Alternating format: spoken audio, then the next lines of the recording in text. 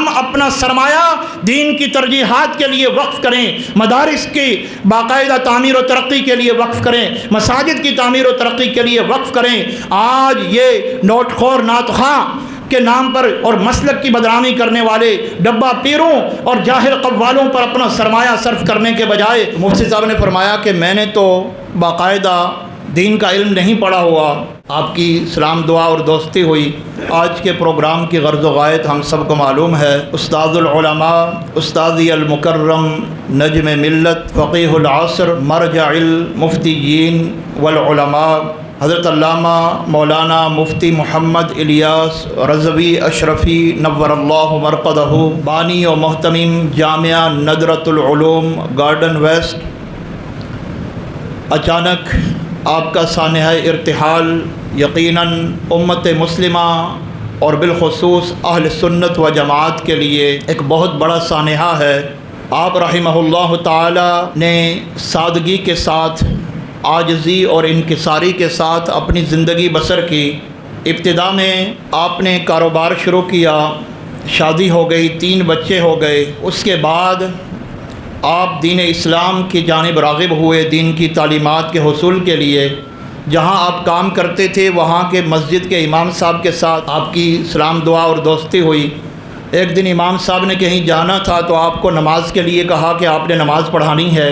آپ نے نماز پڑھائی، لوگوں کو آپ کا نماز پڑھانا اور قرات بڑا پسند آیا۔ پھر کچھ دن بعد وہی لوگ آپ کے پاس آ گئے کہ آپ نے نماز پڑھانی ہے، تو آپ نے کہا جی امام صاحب موجود ہیں، تو کہا کہ امام صاحب کا انتقال ہو گیا ہے اور ہم نے فیصلہ کیا ہے کہ ہم آپ کو یہاں امام منتخب کریں گے۔ مفتی صاحب نے فرمایا کہ میں نے تو باقاعدہ دین کا علم نہیں پڑھا ہوا، لیکن انہوں نے اصرار کیا تو ان کے اصرار پر آپ نے جب مصلی امامت کو سنبھالا، پھر آپ کے اندر شوق پیدا ہوا کہ جب لوگ دین کی وجہ سے مجھ سے محبت کر کے مصلی رسول کو میرے سپرد کرتے ہیں، کیوں نہ یہ جو رسول اللہ کی امانت، رسول اللہ کی علمی میراث ہے، اسے باقاعدگی سے حاصل کیا جائے۔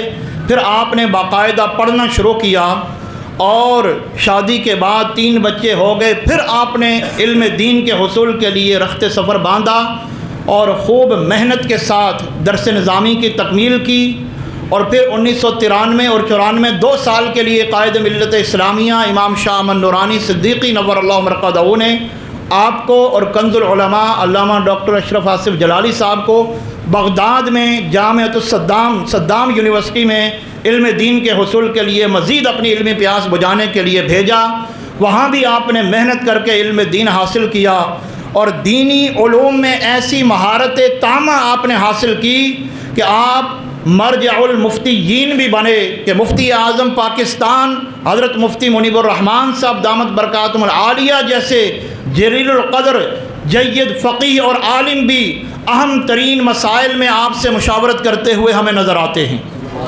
اور علم میراث سراجی جو درس نظامی میں پڑھائی جاتی ہے، علماء اکرام جانتے ہیں، اس کے اندر آپ اسپیشلسٹ تھے، ایکسپرٹ تھے، اور پورے پاکستان میں جہاں وراثت کا کوئی ایسا مسئلہ آئے کہ جو علماء اس کو حل نہیں کر سکتے تھے تو علماء بھی آپ سے رجوع کرتے تھے اور آپ اس مسئلے کا فوراً حل پیش فرما دیتے تھے۔ بحمداللہ تعالی عالمیہ سال اول آپ کے ادارے میں جب میں نے داخلہ لیا تو علم میراث سراجی آپ سے پڑھنے کا شرف حاصل ہوا، اور 1 سال میں نے آپ کے ادارے میں وہاں پڑھا، مقیم ہو کر، رہائش پذیر ہو کر۔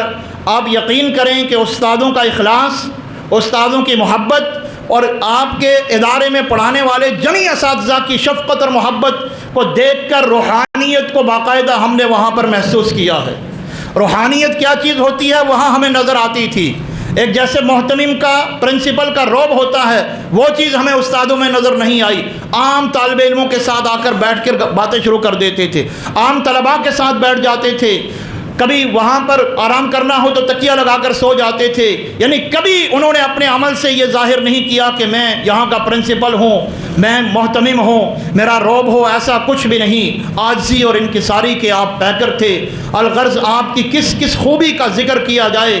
مولا کائنات مولا علی شیر خدا کرم اللہ تعالی وجہہ الکریم کا یہ قول تعلیم المتعلم طریقہ تعلم میں ہم نے زمانہ طالب علمی میں پڑھا تھا کہ رضینا قسمت الجبار فینا، ہم رب جبار اعتبار کی تقسیم پر راضی ہیں۔ کیسی تقسیم؟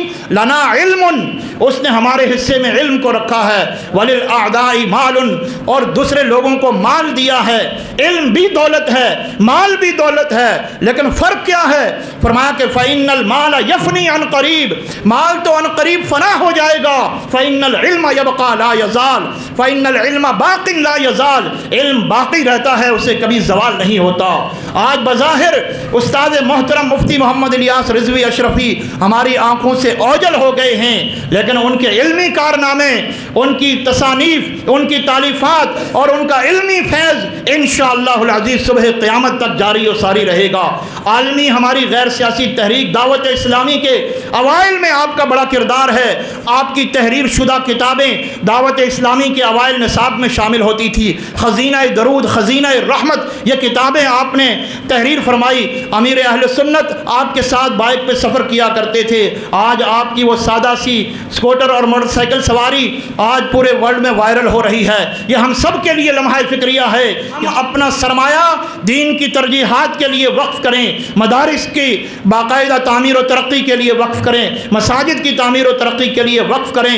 آج یہ نوٹ خور نعت خواں کے نام پر اور مسلک کی بدنامی کرنے والے ڈبہ پیروں اور جاہل قوالوں پر اپنا سرمایہ صرف کرنے کے بجائے اگر ہم نے دین کی ترجیحات پر اپنا سرمایہ صرف کیا ہوتا، آج ہمیں یہ اپنے جید اکابر علماء کی قسم پرسی کی زندگی دیکھنا نہ پڑتی۔ اللہ تعالیٰ استاد محترم، استاد العلماء، فقیہ ملت مفتی محمد الیاس رضوی اشرفی نور اللہ مرقدہ کی علمی اور دینی اور روحانی خدمات کو اپنی بارگاہ میں قبول فرمائے، اور آپ کے علمی اور روحانی فیض کو ہمارے لیے تا صبح قیامت جاری و ساری فرمائے۔